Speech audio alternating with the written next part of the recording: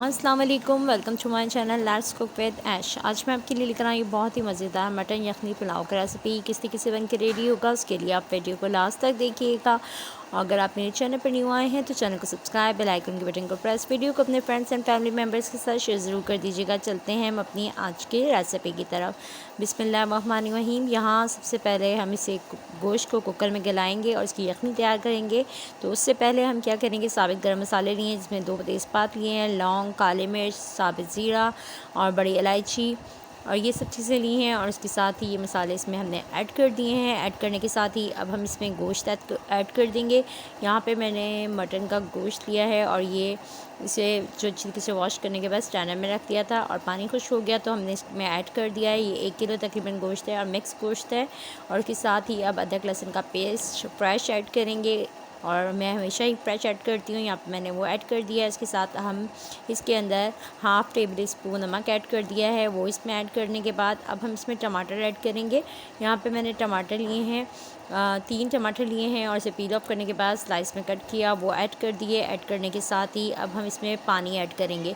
पानी कितना ऐड करने पे मैंने 5 से 6 गिलास जो है पानी तकरीबन ऐड कर दिया है। ऐड करने के साथ ही अब हम इसमें जो है ढक्कन लगाएंगे और सीटी लगा देंगे ताकि गोश्त गल जाए। और 10 मिनट्स में गोश्त गल जाएगा क्योंकि हमें इतना ज़्यादा नहीं गलाना, नॉर्मल को इसको कुक करना है ताकि जो है यहाँ पे जैसे ही सीटी चल गई इसके 10 मिनट्स के बाद हम गोश्त को जो है चूल्हे को फिर बंद कर देंगे।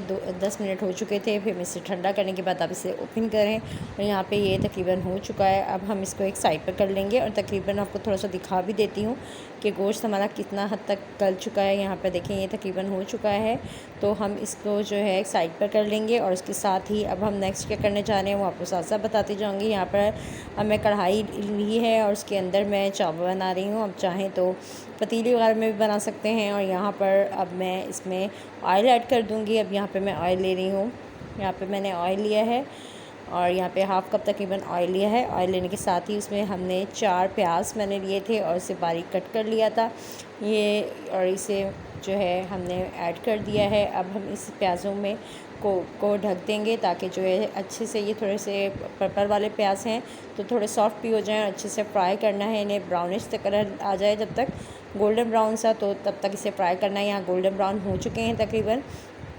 तो अब हम इसमें इसे जो है एक साइड पर इसमें से थोड़े से मैं गार्निशिंग के लिए निकालूंगी और बाकी सारे जो हैं इसमें रहेंगे। और उसके साथ ये जो मैंने मटन का गोश्त गलाया था, सिर्फ इसमें से जो मटन है उसे निकाला है और वो इसमें ऐड करती जा रही हूँ आपके सामने ही।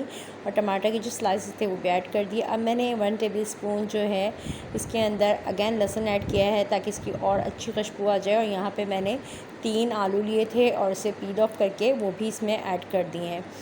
आपकी मर्ज़ी है, ये आपकी चॉइस है। यहाँ पे मैंने 1 टेबल स्पून पिसी हुई लाल मिर्च ली है, वो ऐड कर दी है। और मैंने हाफ़ टेबल स्पून नमक लिया है क्योंकि पहले भी हम इसमें नमक ऐड कर चुके हैं, तो उस हिसाब से आप नमक ऐड करेंगे।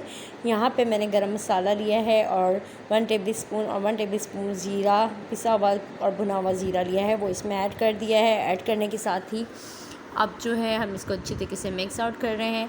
मिक्स आउट करने के बाद अब हम इसे अच्छी तरीके से भूनना है। और यहाँ पे मैंने दही लिया है।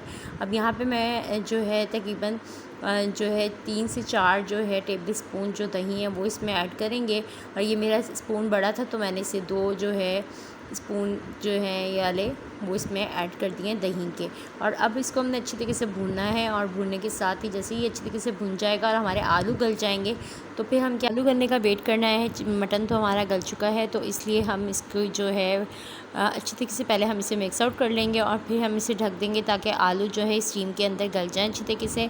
और यहाँ पर मैं इसको ढक दूँगी। और ढकने के बाद अब यहाँ पर हमने जो चावल थे हमने वो पहले ही भिगो दिए थे।